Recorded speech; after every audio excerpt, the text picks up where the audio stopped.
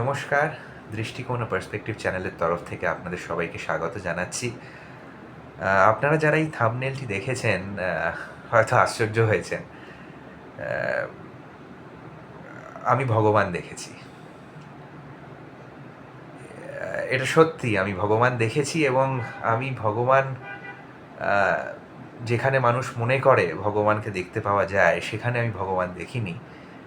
আমি চলার পথে একটি অদ্ভুত অভিজ্ঞতার মাধ্যমে আ ভগবানকে খুঁজে পেয়েছি। তো সেই ঘটনাটি আপনাদের সামনে তুলে ধরতে চাই। আ এটা ছিল ২০২২ সাল। আ ডিসেম্বর মাসে আমার বিয়ে হওয়ার কথা। আ এই ধরুন জুন-জুলাই মাস নাগাদ আমি আর আমার কাকা আ ডিসাইড করি যে আমরা বর্ষায় ওয়েস্টার্ন ঘাটস দেখতে যাব। তো আমরা দুজনেই শুনেছি যে বর্ষায় ওয়েস্টার্ন ঘাটস অপরূপ সুন্দর। তো আমরা ভাবলাম এই একটা দারুণ সুযোগ। তো আমরা বেরিয়ে পড়ব। তো আমরা ১ম এ ট্রেনে করে এখান থেকে যাব পুনে। পুনে থেকে কাকা একটি মোটরসাইকেল ভাড়া করবে এবং সেই মোটরসাইকেলে চেপে দুজনে মিলে আমরা ১ম দিন যাব আ পঞ্চগনি, মহাবালেশ্বর। আ তারপরে সেদিনকে ওখানে রাতটা কাটিয়ে পরের দিন ফিরে আসব মালসেজ ঘাট। এবং মালসেজ ঘাটে দুদিন থেকে তারপরে আমরা চলে যাব মাথেরান ইত্যাদি, ইত্যাদি। এটা মোটামুটি ১ সপ্তাহের প্ল্যানিং করে আমরা আ সেপ্টেম্বর মাসে আমার এক্সাক্ট ডেটটা মনে নেই। সেপ্টেম্বর মাসের ২য় সপ্তাহে খুব সম্ভবত আমরা বেরিয়ে পড়ি। তো যথারীতি আজাদ হিন্দ এক্সপ্রেস আমাদের পুনে পৌঁছে দেয় অ্যাট অ্যারাউন্ড ১২টা, যেটা সঠিক সময়ের থেকে একটু লেটই বলা চলে। সঠিক সময় ভোরের দিকে ট্রেনটি ৪-৫ ঘন্টা লেট করে এবং আমরা যখন নামি তখন ওয়েদারটা বেশ ভালোই ছিল। রোদ উঠেছে। তো আমি আর আমার কাকা একটি দোকানে যাই যেখানে মোটরসাইকেল ভাড়া পাওয়া যায়। তো সেখানে গিয়ে কাকা রেন্টে নেয় একটি অ্যাভেঞ্জার মোটরসাইকেল, যেটা করে আমাদের ঘোরার কথা। আমরা পুনেতে এসে মোটরসাইকেল ফেরত দিয়ে মাথেরান যাব, কিন্তু তার আগে আমাদের পুরো ট্রিপটা হবে মোটরসাইকেলে। তো যাই হোক, মনের মধ্যে নানা রকম আশঙ্কাও ছিল না তা নয়। আমি তো সেটা মুখ ফুটে কিছু বলিনি। তবে আ আমার যেহেতু মোটরসাইকেলে চড়ার অতটা অভ্যেস নেই, আমার একটু কিন্তু ছিল না তা নয়। তো আমি কি করেছিলাম, আমি আমার এক বন্ধুর থেকে একটি হেলমেট আ ক্যারি করে নিয়ে গেছিলাম ট্রেনে করে। তো আ আ যেটা ঘটলো সেটা হচ্ছে যে আমরা বাইকটা ভাড়া করে আ এই ধরুন তখন কটা বাজে? ১টা-১.৫টা আমরা বেরিয়ে পড়লাম। পুনের যানজট কাটিয়ে আমরা যখন ঠিক হাইওয়েতে পড়বো, তার আগে আমরা লাঞ্চও সেরে নিয়েছি। যখন আমরা ঠিক হাইওয়েতে পড়বো, ঠিক সেই সময় আসে মুষলধারে বৃষ্টি। তো আমি আমার কাকাকে বলি যে, আজকে কি যাবে না ছেড়ে দেবে? কারণ ওয়েদারটা তো ভালো নয় এবং অনেকটা বাইক চালাতে হবে। তো আজকে ছেড়ে দেওয়াটাই বোধহয় বেটার হবে। তো কিছুক্ষণ আমরা ওয়েট করি। ওয়েট করতে বৃষ্টিও থেমে যায়। আবার আমরা বেরিয়ে পড়ি কিছু না ভেবে। তো যেতে একটি সমস্যা দেখা যায়, সেটা হচ্ছে মোটরসাইকেলের হেডলাইটের যে আলোটা, সেটা আ একটুখানি প্রবলেম করছিল। তো একটি জায়গায় আমরা দাঁড়িয়ে আ সেটাকে রিপেয়ার করে আমরা আবার পাড়ি দিলাম। তো ঠিক আ আ মানে যেখান থেকে সেই ঘাটের রাস্তা শুরু হচ্ছে, সামনে বিশাল পাহাড়, মেঘাচ্ছন্ন আকাশ। আ তো আমার বেশ আ মানে যেটাকে বলে না বাটারফ্লাইজ ইন দ্য স্টমাক, সেরকমই একটা অভিজ্ঞতার মধ্যে দিয়ে আমি যাচ্ছি এবং কাকাও এনজয় করছে। তো ওই রকম যেখানে পাহাড় শুরু হচ্ছে সেখানে আমরা দাঁড়াই কিছুক্ষণ একটু চা খাবো বলে। তো সেখানে আমাদের একটি গ্রুপ অফ বয়েজ তাদের সাথে দেখা হয় এবং তারাও যাচ্ছে মাথাকে, কারণ আমাদের তো এটা প্রথম ওদিকে যাওয়া, সুতরাং রাস্তা সম্বন্ধে আমাদের আইডিয়াস অতটা ভালো ছিল না। সুতরাং কাকা ওই ওই যে বাঞ্চ অফ বয়েজ যাদের সঙ্গে আমাদের দেখা হয় তাদেরকে জিজ্ঞেস করে যে কিভাবে কিভাবে যাবো, তো তারা রাস্তা বলে দেয়। তো আমাকে কাকা একবার বলে যে তোর যদি একটু আনকমফোর্টেবল লাগে তুই ওই গাড়িতে চলে যা, আমি পেছনে বাইক নিয়ে আসছি। তো আমি বললাম না, আমরা যখন একসঙ্গে বেড়াতে এসেছি তো আমরা একই সাথে যাব, যাই হোক না কেন। ভালো কথা। তো আমরা বেরিয়ে পড়লাম আবার। তো তারপর সেই ঘাটের রাস্তা পেরিয়ে আবার কিছুটা সমতল, সেই সমতল পেরিয়ে আসল ঘাটের রাস্তা শুরু হলো। তো আমরা অ্যাট অ্যারাউন্ড 8টা সাড়ে 8টা মহাবালেশ্বর পঞ্চগনি হয়ে পৌঁছলাম। তো সেখানে একটি হোটেল ভাড়া করলাম। হোটেল ভাড়া করে আমরা ফ্রেশ ট্রেশ হয়ে কাকা আর আমি একটু খেতে বেরোলাম। আমরা খেয়েছিলাম যতটুকু আমার মনে পড়ছে ওই সাউথ ইন্ডিয়ান ইডলি দোসা ইত্যাদি এগুলো খেয়েছিলাম। তো খেয়ে আমরা ফেরত চলে এসে আমরা ঘুমিয়ে পড়ি, কারণ পরের দিন আমাদের ওই সকালবেলা একটু ঘুরে আমাদের পুনে ফেরত আসার কথা। তো পুনে থেকে আবার পরের দিন আমাদের স্টার্ট করার কথা টু মালসেজ ঘাট। তো যেটা ঘটে সেটা হচ্ছে যে আমরা সেদিনকে মহাবালেশ্বরে ভালোই কাটালাম। পরের দিন সকালবেলায় তাপোলা বলে একটা জায়গা আছে, তাপোলা লেক। তো একদম ওই অবধি না গেলেও আমরা একটা ভিউ পয়েন্টে দাঁড়ালাম যেখান থেকে তাপোলা লেকের একটা খুব সুন্দর ছবি পাওয়া গেল এবং সেটা করে টোরে আমরা পুনে পৌঁছলাম এই ধরুন সন্ধ্যে 7টা সাড়ে 7টা। তো যাই হোক, সেদিনটাও আমরা পুনেতে কাটাই এবং পুনেতে কাটিয়ে রাত্রিবেলা একটু ডিনার করতে বেরোই। তো খাওয়া দাওয়া সেরে হোটেলে এসে শুয়ে পড়ি এবং পরের দিন আমাদের মালসেজ ঘাট যাওয়ার কথা। তো এবার শুরু আসল ঘটনা। তো আমরা সকালে বেরিয়ে পড়লাম, আমি আর কাকা যথারীতি বাইকে চেপে। রাস্তায় আমরা ব্রেকফাস্ট করলাম, কিন্তু আমাদের সেদিনকে প্রথম থেকেই একটা যেটা সমস্যা হচ্ছিল সেটা হচ্ছে যে রাস্তাটা নিয়ে একটা কনফিউশন দেখা দিল। প্রচণ্ড বৃষ্টি। আমি পকেট থেকে বার করে মোবাইলটা মাঝে মাঝে দেখছি রাস্তা, আমি জিপিএসে সেট করেছি, কিন্তু এক এক সময় এক এক রকম দেখাচ্ছে। আমাদের চরম কনফিউশন হচ্ছে, বুঝতে পারছি না। করতে করতে করতে করতে আমরা বিভিন্ন লোককে জিজ্ঞাসা করি এবং রাস্তায় দাঁড়াই, কোথাও কোথাও চা খাই। খেতে খেতে আমরা মোটামুটি একটা ডাইরেকশন পাই। তো সেই ডাইরেকশন পেয়ে আমরা মালসেজ ঘাটের দিকে রওনা হই। তো যাচ্ছি যাচ্ছি যাচ্ছি যাচ্ছি, তো যেতে যেতে তো সেই ঘাটের রাস্তা শুরু হলো এবং শার্প টার্নস, মানে একদম মানে সেই সাংঘাতিক রাস্তা। তো রাস্তার কন্ডিশন খুব ভালো, কিন্তু খুব আঁকামাকা রাস্তা। তো যাই হোক, সেই সব পেরিয়ে আমরা মোটামুটি সমতলে এসে পৌঁছলাম এবং অপরূপ দৃশ্য, মানে অপূর্ব মেঘে ঢাকা পাহাড়, সবুজ রঙের পাহাড়, বৃষ্টি হচ্ছে, সে মনে হচ্ছে যেন সুইজারল্যান্ড এসে পৌঁছে গেছি। তো এই দৃশ্য দেখতে দেখতে আমরা যাচ্ছি। তো মোটামুটি মানে যে রিসর্টটাতে আমরা এমটিডিসির একটা রিসর্ট বুক করেছিলাম যেখানে আমরা থাকবো, তো আমরা একটা সমতল রাস্তায় এসে পড়ি। তো সেখান দিয়ে কাকা বেশ আস্তেই বাইকটি চালাচ্ছিল। তো আমি পেছনে বসে, রেনকোট টেনকোট সবই পরা, কারণ রীতিমতো বৃষ্টি হচ্ছিল।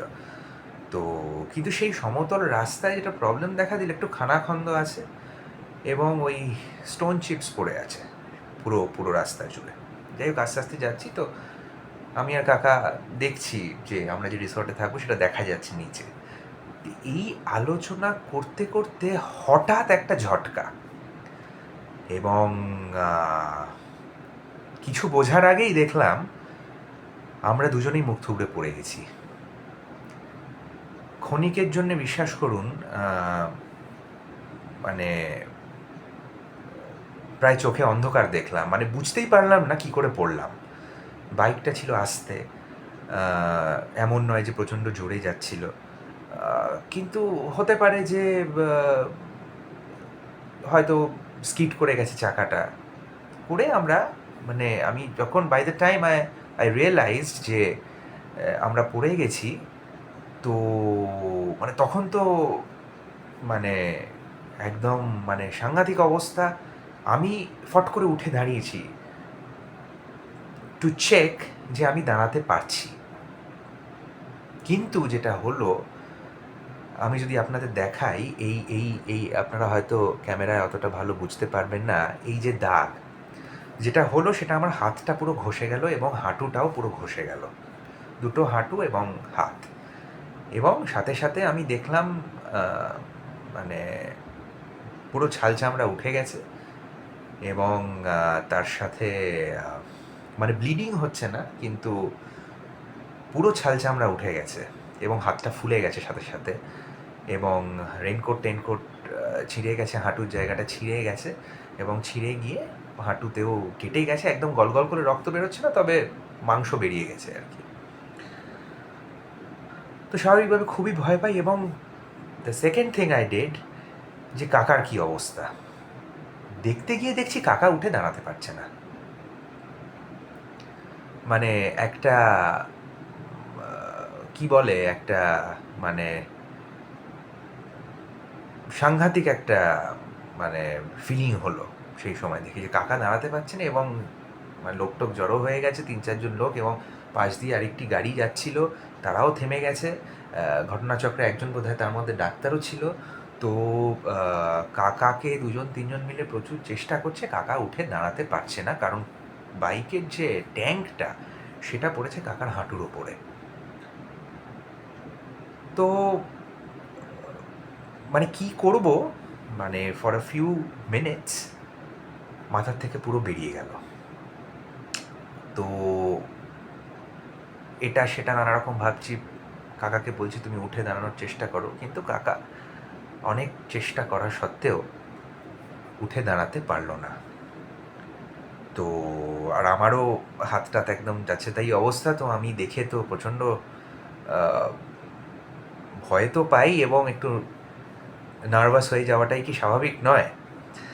তো নার্ভাস হয়ে পড়ি, এবং পাশের যে গাড়িটি যাচ্ছিল তাদেরকে বারবার জিজ্ঞেস করি যে সব ঠিক আছে কি, মানে আমরা মানে নিজেদেরকে বিশ্বাস করতে পারছি না যে ওরকমভাবে পড়ে গিয়ে কি আমি উঠে দাঁড়িয়ে আছি, মানে এটা কি সত্যি, নাকি এটা সত্যি নয়, মানে এই এই বিশ্বাস থেকে তাদেরকে আমরা বারবার জিজ্ঞেস করি যে কি দেখছো, মানে আমরা ঠিক আছি? বলে হ্যাঁ হ্যাঁ, আপনি চিন্তা করবেন না, আপনি বাঙালি বাবু, আপনি তো ভয় পাচ্ছেন কেন, সব ঠিক হয়ে যাবে, বলে ওরা অ্যাম্বুলেন্সে খবর দেয়।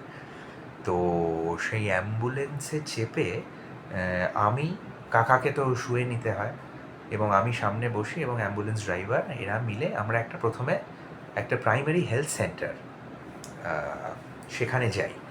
সেখানে আমি আমার আমার আমি রেনকোট খুলে ফেলে আমাকে আমাকে বলে যে শুয়ে পড়ো।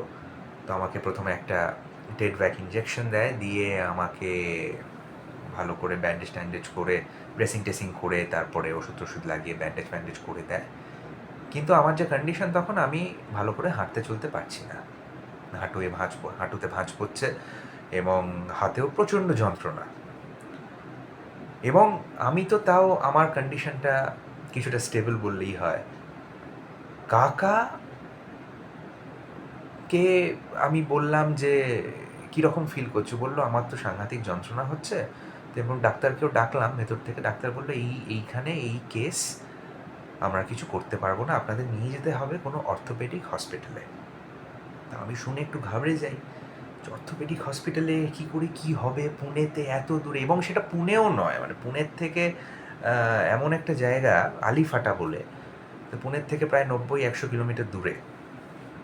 তো সেখানে আমরা অ্যাম্বুলেন্সে করে আরও বোধহয় ০.৫ ঘন্টা ৪৫ মিনিট লাগে, আমার ঠিক মনে নেই।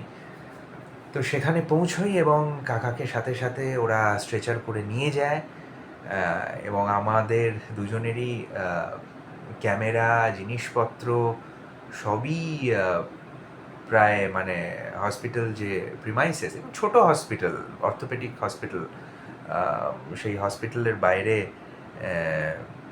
মানে ভগবানের ভরসায় বলতে গেলে আমাদের এক্সপেন্সিভ ক্যামেরা, তারপরে জামা কাপড় ইত্যাদি সবই রেখে আমি কাকাকে নিয়ে ব্যস্ত হয়ে পড়ি। আমারও প্রচণ্ড যন্ত্রণা, তো আমি নিজেকে নিয়ে অতটা বদার না হয়ে আমি ডাক্তারকে বলি আমার কাকাকে দেখুন তাড়াতাড়ি কী হয়েছে।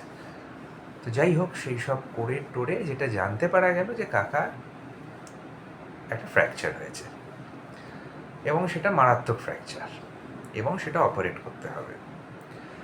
শুনে তো হাত পা ঠান্ডা হয়ে যাওয়ার মতন অবস্থা। বাড়িতে ইতিমধ্যে আমি জানিয়েছি, তবে বাড়িতে অসম্ভব চিন্তা শুরু হয়ে গেছে, এবং এটা তো দীঘা মন্দারমণি, যেটা কলকাতা থেকে ২-৩ ঘন্টায় ৪ ঘন্টায় পৌঁছানো যায় এরকম একটা জায়গা নয়।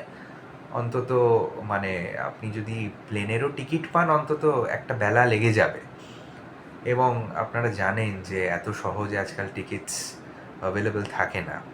তো যাই হোক, আমার সাথে আমার কাকিমাও, আমার এক কাকিমা আছেন, তো তিনিও কোঅর্ডিনেট করা শুরু করেন, এবং আমার কাকাও আমার সঙ্গে নানা রকম আলাপ আলোচনা করতে শুরু করে, এবং কাকার এক বন্ধু, সেও পেশায় ফটোগ্রাফার, তো সেও আমার সাথে কোঅর্ডিনেট করতে শুরু করে কী করব না করব ইত্যাদি। তো কিছুটা মনোবল আমি ফিরে পাই, এবং নিজেকে বোঝানোর চেষ্টা করি যে আমি যদি ভেঙে পড়ি তাহলে কাকাকে কে দেখবে। তো এইরকম একটা পরিস্থিতি থেকে দাঁড়িয়ে, এরকম একটা পরিস্থিতি যখন তৈরি হয় তখন ডাক্তার বলে এটা অপারেশন করতে হবে, এবং আজকেই করতে হবে। তো সাংঘাতিক অবস্থা, আপনারা বুঝতে পারছেন।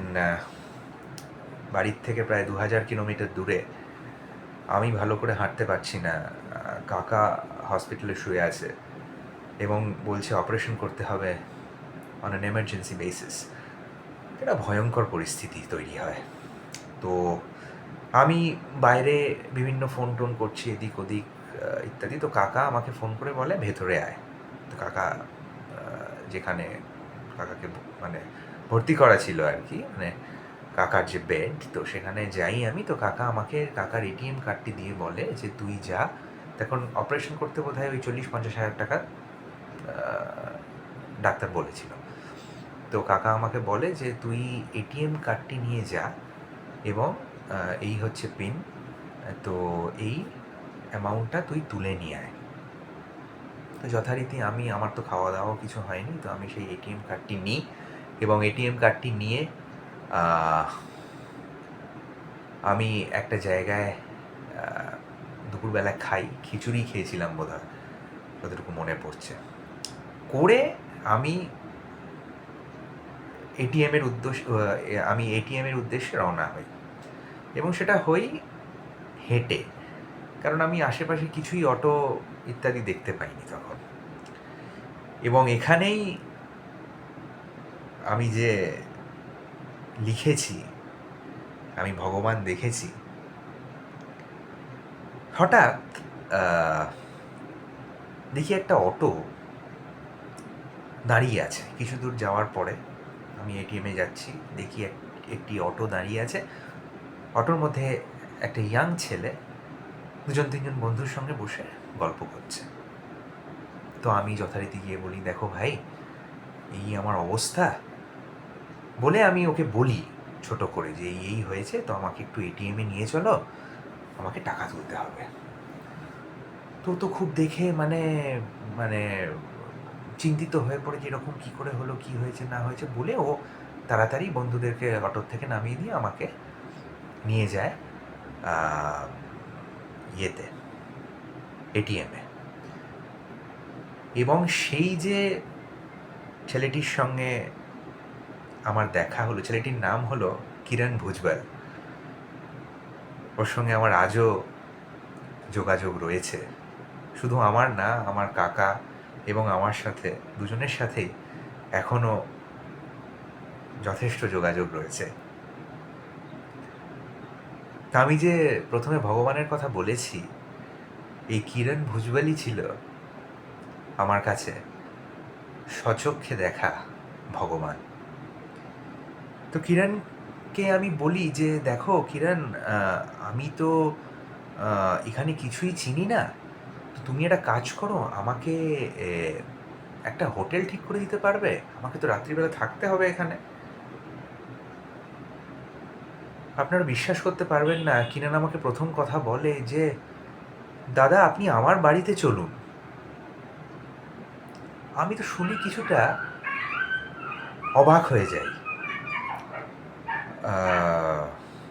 একটা লোক, আমার হাতে পায়ে ব্যান্ডেজ করা, রক্তাক্ত অবস্থা, তাকে বাড়ি নিয়ে যেতে চাইছে? এ মানুষ হতে পারে না। তো আমি বলি যে, কিরণ দেখো, তোমারও তো ফ্যামিলি আছে, তোমার ওয়াইফ আছে, তোমার মা বাবা আছে, তোমার বাচ্চা কাচ্চা আছে, তুমি আমাকে এই অবস্থায় নিয়ে গিয়ে, তোমার বাড়ির লোকের তো প্রবলেম। বলে না দাদা চলুন, কিছু অসুবিধে নেই, আমি সব ম্যানেজ করে নেবো। তো আমি যথারীতি যেতে চাইনি এবং ওকে ইনসিস্ট করি যে, তুমি ভাই একটা আমাকে হোটেল ঠিক করে দাও। তো আমাকে একটি হোটেল ঠিক করে দেয়, তো কোনো রকমে রাতটি কাটানোর জন্য। তো আমি বলি যে, একটু দাঁড়াও ভাই, একটু ওষুধপত্র কিনে নিও, আমার জন্য দাঁড়ায়, হোটেল ঠিক করে দেয়। এবং হোটেলে পৌঁছে আমি রিয়েলাইজ করি যে, আমি তো হসপিটাল থেকে কোনো নাম্বার টাম্বারই নিয়ে আসিনি। তো ইতিমধ্যে কী করেছি, আমি হোটেল পৌঁছানোর আগে ওই টাকাটা অপারেশনের জন্য হসপিটালে জমা দিয়ে কিন্তু হোটেলে গেছি। তো ভালো কথা। তো এবারে মুশকিল হলো যে, হোটেলের ফোন নাম্বার ইত্যাদি তো কিছুই নেই আমার কাছে। তো আমি কী করে জানতে পারবো যে কাকা আদৌ সুস্থ আছে কি না, কাকার অপারেশন ঠিক সময়ে হলো কি না? তো আমি কিরণের ফোন নাম্বারটা নিয়ে নিয়েছিলাম। তো কিরণকে আমি বললাম যে, কিরণ তুমি একটা কাজ করো। তো কিরণকে আমি তার আগে এমনি জিজ্ঞেস করি যে, তুমি কি অটো চালাও? তখন বলে, না আমি অ্যাকচুয়ালি ক্যামেরা ইঞ্জিনিয়ার, তো আমার বাবার অটো, তো আমি সেই জন্যে সেই অটোটা মাঝে মাঝে চালাই, শখে চালাই, কিছু পয়সা রোজগারও হয়। তো যাই হোক, তো কিন্তু ও বেসিক্যালি ক্যামেরা সম্বন্ধে অনেক কিছু জানে এবং ক্যামেরা ট্যামেরা সারায়। তো যাই হোক, তো জেনে খুব ভাল লাগলো, কারণ আমি আর আমার কাকা দুজনেই ছবি তুলতে খুবই ভালোবাসি। তো তো সেই সব হলো করে, আমি কিরণকে বলি, কিরণ তুমি একটা কাজ করো, তুমি হসপিটাল থেকে না ফোন নাম্বারসগুলো নিয়ে এসো, যে কোথায় ফোন করলে জানবো। তো সে কিরণ ফোন নাম্বার নিয়ে নিয়ে আসে। আমি কিরণকে বলি যে, আমার তো খেতে যাওয়ার পরিস্থিতি নেই, তো তুমি কি আমার জন্যে একটু ডিনারের ব্যবস্থা করতে পারবে? বললো, হ্যাঁ দাদা কোনো অসুবিধা নেই, বলে আমার জন্যে ফ্রাইড রাইস, বাড়ি থেকে প্লেট, চামচ, সব কিছু নিয়ে এলো। আমি ঠিক বিশ্বাস করতে পারছি না যে, মানে কিরণ কেন করছে, কিংবা সত্যি কি মানুষ এরকম করে? কারণ আমি তো সত্যি এরকম সুযোগও পাইনি কারোর জন্য এরকম করার, এবং এবং এবং সত্যি কথা বলতে গেলে পেয়ে থাকলেও হয়তো করিনি। তো যাই হোক, তো এইভাবে কোনো রকমে সন্ধে কাটে, আমি খাওয়া দাওয়া সারি, রাত কাটে, এবং আমি কিরণকে বলে দিই, কিরণ তুমি কিন্তু আমার সঙ্গে একটু থেকো ভাই, কারণ আমি কিন্তু এখানে একা, তুমি না থাকলে কিন্তু আমি এখানে মানে সারভাইভ করতে পারবো না। কিরণ বলল, দাদা আপনি কোনো চিন্তা করবেন না, আমি আপনার সাথে আছি। সাংঘাতিক মনোবল ফিরে পেলাম। তো অপারেশনের জন্য খোঁজ নিচ্ছি, কাকার অপারেশন হলো না করে রাত্রিবেলা অবধি কিছুই খবর পেলাম না। তো ভোরবেলা হতে আমি খবর নিয়ে জানলাম যে কাকার অপারেশন হয়ে গেছে এবং বোধহয় মাঝরাতে হয়েছে। তো কাকা মোটামুটি আছে। তো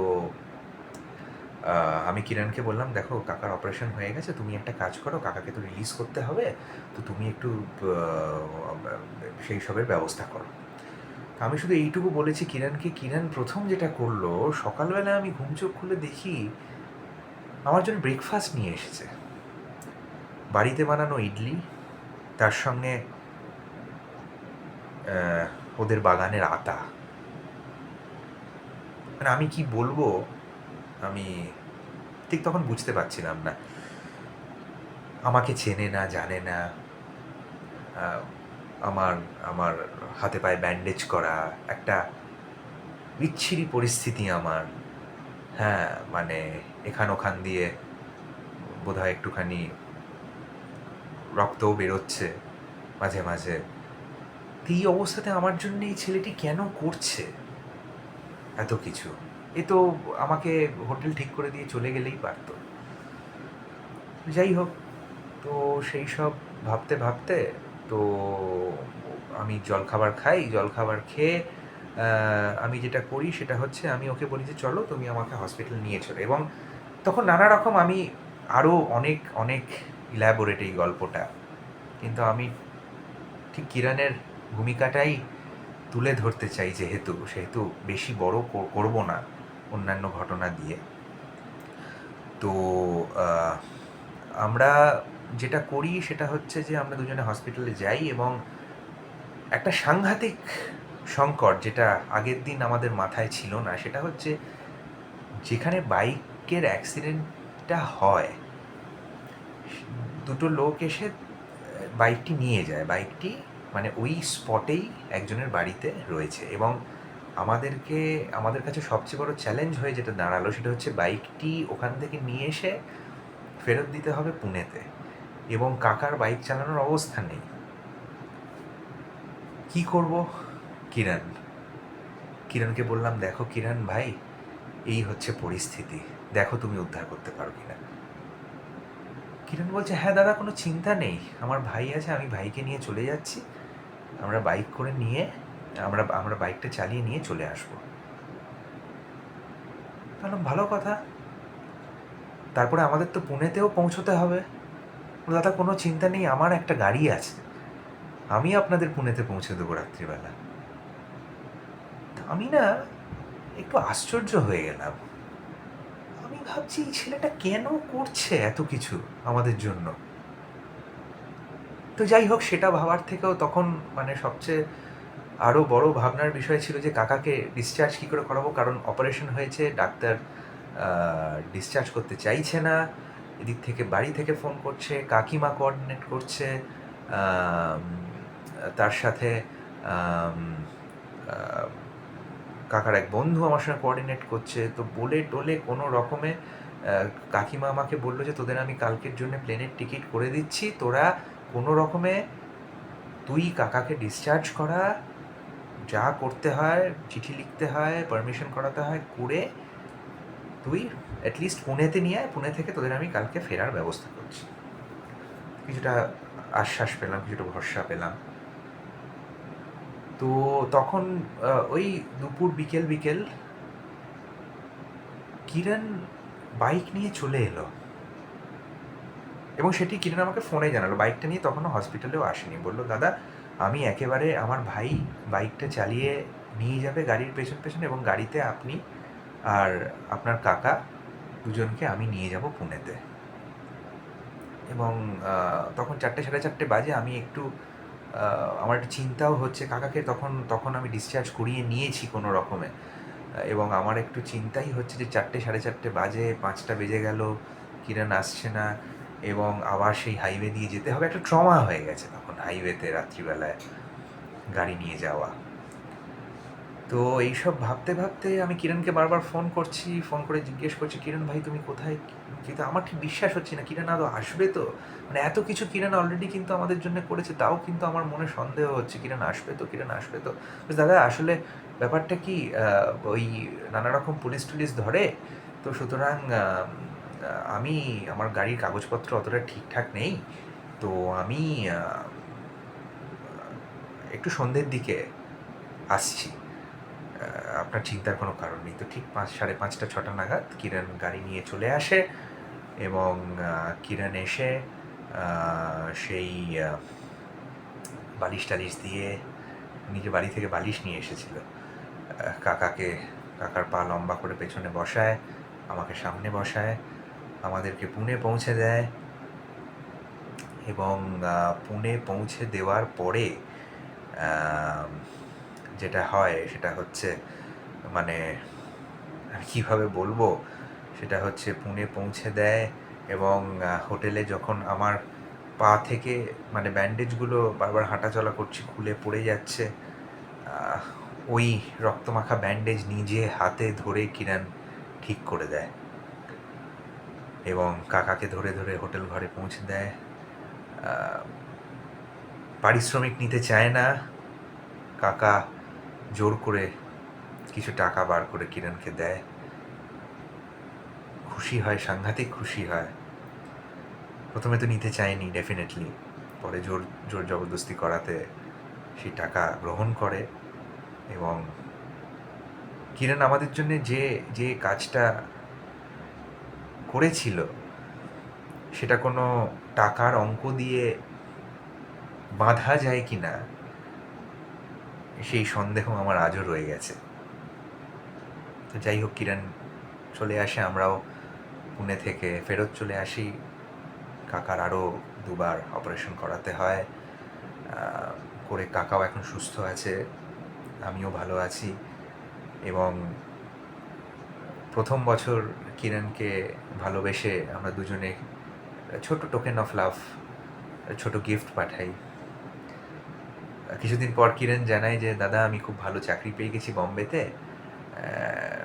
তো আবার যথারীতি 2023 সালে আমি কিরণকে বলি যে কিরণ তোমাকে একটা ছোট গিফট পাঠাবো পুজোতে, দুর্গা পুজো তো আমাদের একটা বড় উৎসব। কিরণ প্রত্যাখ্যান করে। কিরণ বলে যে দাদা আমি তো এখন খেয়ে পড়ে ভালোই আছি, আমাকে দয়া করে গিফট পাঠাবেন না, আমি খুব ভালো আছি, আপনারা ভালো থাকুন, যোগাযোগ রাখুন, কিন্তু গিফট পাঠাবেন না। আমি আর গিফট পাঠাইনি কিরণকে। কিরণের সঙ্গে আজও আমাদের দুজনেরই একই রকম যোগাযোগ আছে।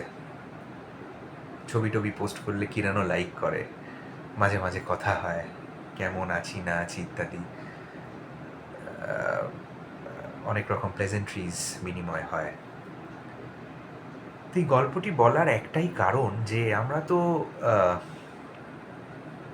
বিভিন্ন জায়গায় ভগবানকে খুঁজি, বিভিন্ন মূর্তির সামনে দাঁড়িয়ে পুজো করি,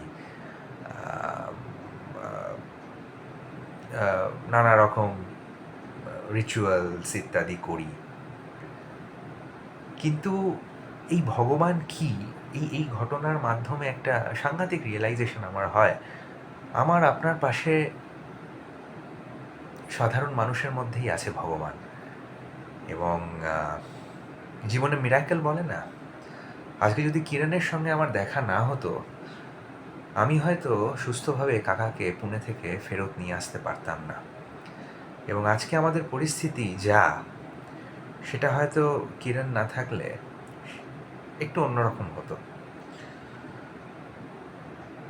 তো আমার কাছে তো কিরণই ভগবান। আমার তো সত্যি মনে হয় যে মানে আমি ভগবানের দর্শন পেয়েছি। এবং মানে কিরণ আমাদের সত্যি চোখ খুলে দিয়েছে যে একটা মানে মনুষ্যত্ব জিনিসটা কি, এবং মানুষের পাশে দাঁড়ানোই যে জীবনের সবচেয়ে বড় ধর্ম, এর থেকে বড় ধর্ম আর কিছু হতে পারে না। ওই হচ্ছে একটা উজ্জ্বল প্রমাণ। এবং আপনাদের এটাই বলা যে আপনারাও চিন্তা করে দেখুন যে আমরা অনেক সময় ভগবানকে এমন এমন জায়গায় খুঁজি যেখানে হয়তো তাদের পাওয়া যায় না। আপনার আমার মতন মানুষের মধ্যেই লুকিয়ে আছে ভগবান। আমরা যদি চোখ কান খোলা রাখি এবং এবং ভালো কাজের মধ্যে যুক্ত থাকি, আমার ধারণা ভগবানের দর্শন আমরা পাবই। এবং তারা হবে রক্ত মাংসের গড়া আপনার আমার মতনই মানুষ। শুধু কোথাও একটা পার্থক্য আছে, এত বড় মন আমি সত্যি মানে আমার এই ৩৬ বছরের জীবনে আমি কারুর মধ্যে দেখিনি। তো এই বলেই শেষ করছি যে আমার ভগবান দর্শন হয়েছে এবং আমার কাছে কিরণ ভুজবল হলো ভগবান। নমস্কার। আশা করি আপনাদের আহ, আহ, এই ভিডিওটি ভালো লাগবে এবং ভাবাবে। অনেক অনেক ধন্যবাদ। এই বলেই আজকে এখানে শেষ করছি।